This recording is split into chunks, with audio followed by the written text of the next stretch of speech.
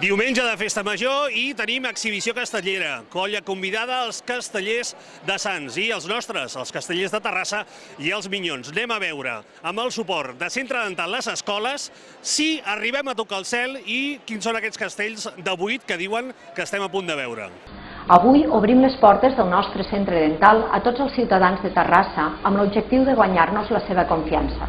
Vull donar-vos les gràcies a tots aquells que ens visitareu. Oferim als nostres pacients un tracte honest, perquè desitgem la vostra credibilitat.